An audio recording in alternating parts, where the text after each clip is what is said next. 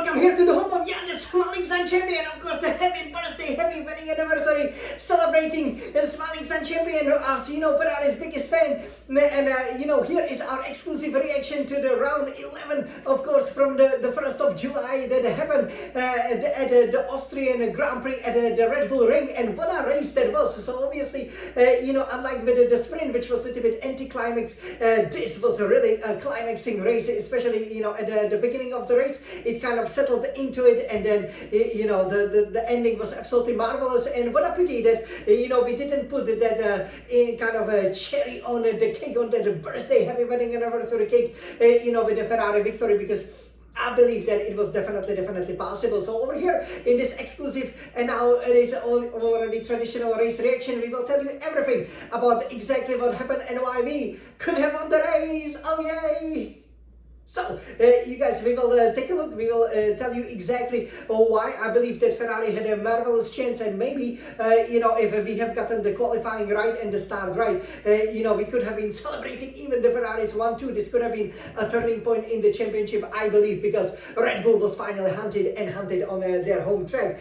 We will then show you on this beautiful red retina iMac what is the classification, what the implications of today's result are for the drivers, and especially for the constructors championship, which looks very exciting and interesting at the moment. Yeah, so as you guys know, on the 29th of June we were celebrating, we turned obviously 37, so it was fantastic with the 12th wedding anniversary. And I was really looking forward to this race, because Ferrari's been very strong ever since the ground effect over here, and I expected definitely at least 1 or 2 podiums and hopefully a victory. But as you know, during the sprint it wasn't so great, and the qualifying was, I believe, the key, because for example with Leclerc, right, he did seem to have a pretty decent pace. Sainz qualified 5th. Leclerc was 7th, but because he ran off the track, he didn't get a chance to maybe qualify 3rd, right? Which definitely the Ferrari had a pace for 3rd or 2nd.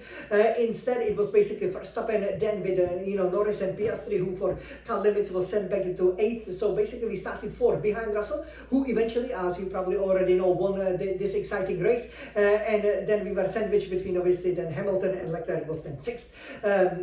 So at the start, we could have made up some places, but I do believe if that qualifying, if we simply maximize the opportunity, and if we, for example, were right behind Verstappen, who was pretty much untouchable, in the qualifying, we really, could have, gotten a victory and a 1-2. So as it went, at the start, it all came undone for Leclerc. Obviously Perez driving the Red Bull, being at the home track, right, the Red Bull Ring, tried very hard, but he just came steaming past the inside. Piastri was on the outside. Really, Leclerc had nowhere to go.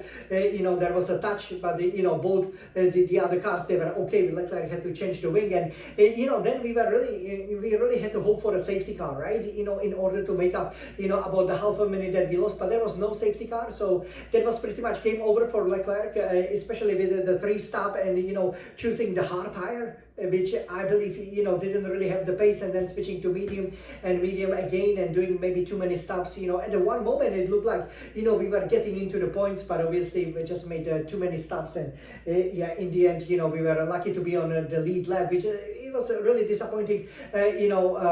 Again, the race was probably one of the most exciting of the whole season, if you take it from the fans' perspective, but from the Ferrari's perspective, this is the reaction from the Ferrari's biggest fan. I have to say I was disappointed. I believe that Leclerc could have done a little bit more. We don't want to be overtaken by Williams, and again, if the qualifying doesn't go right, if in turn 1 you have an accident, this is what's going to happen with Sainz. Surprisingly, so Hamilton kind of overtook him on the outside, and Hamilton, of course, the future Ferrari driver. Oh yay! So, he was obviously, he had to give the position back, but he actually got ahead of Russell, and he didn't know that this could have been his first win since he was fighting for the championship in 2021. But obviously, once he dropped down to 5th, then he maybe didn't have a pace to keep up. But for Sainz, he should have shown more ambition, because he did a great job, holding off Hamilton, fighting for the 4th place. And then if he just kept up with Russell and maybe beaten him in the pit stops and so on, he could have picked up his 2nd win of the season, right? As it went, Verstappen, had a pretty good, decent lead, and Norris kind of, showed a good, decent pace, but it really came undone for Red Bull when they made a mistake at the pit stops, and you have to capitalize on the mistakes, which McLaren kind of did, so Norris got within the DRS zone, and as you know, on the A1 ring, or the Red Bull ring as it's being called, you have 3 DRS zones, right? So once you get within the DRS zone, it's easy to keep up because you have the DRS on the start-finish straight. You can see everything in our fastest laps or the hard lap. Then from turn 1 to turns 2 and 3, and from turn 3 to 4, right? So basically 50% of the lap you have that helping hand to help you keep up with the leader. I believe with Norris and the fight between Verstappen, Norris needs to work on his racecraft, I believe. He should have gotten past Verstappen, but whenever he did, like obviously he tried very, very hard, but you have 3 DRS zones, right? If you try to attack in the second zone, you will always be compromised on the exit, and that's why Verstappen was, for example, able to come back, into that final DRS zone. But yeah, Norris was trying harder, getting better.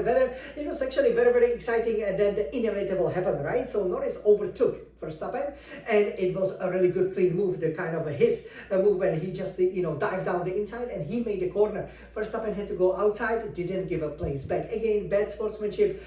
It's no surprise, really, he didn't learn any lesson from his fights.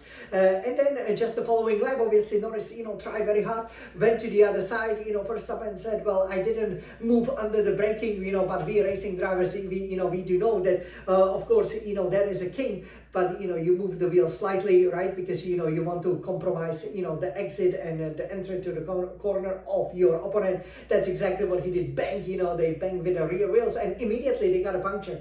So it was quite amazing for Norris. Sadly for him, his car was terminally damaged, so he had to retire. But yeah, for Verstappen, he was able to crawl back, but he had to crawl back about 75% of the Red Bull ring. So I mean, the hearts were broken. It was great. All right, but yeah, obviously, at that point, you knew if you were running third, again, totally deserved that Verstappen got a penalty for that. Didn't learn anything, and it will be interesting when you get him under pressure.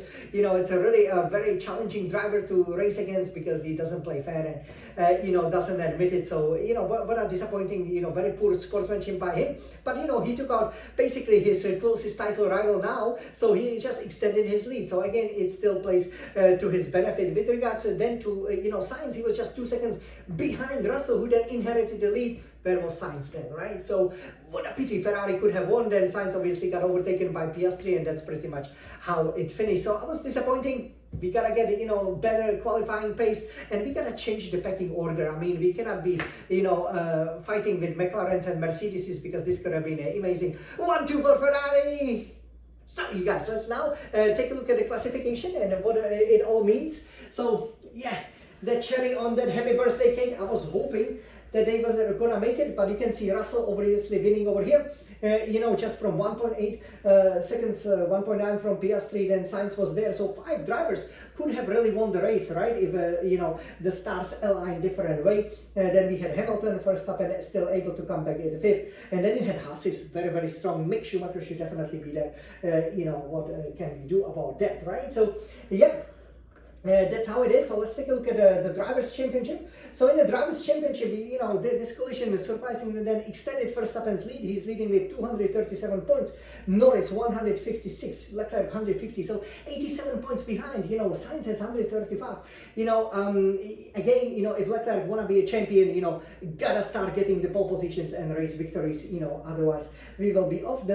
You can see the classification kind of condensed here, because you can see that with Perez, Piastri, Russell obviously picking up a win, even Hamilton, and the top 3 basically almost getting no points at all. It's gonna be quite interesting. Obviously Alonso and Tsunoda, they are out of it, but maybe even that fight for second, who knows, maybe even Hamilton will have a chance. Certainly Russell will.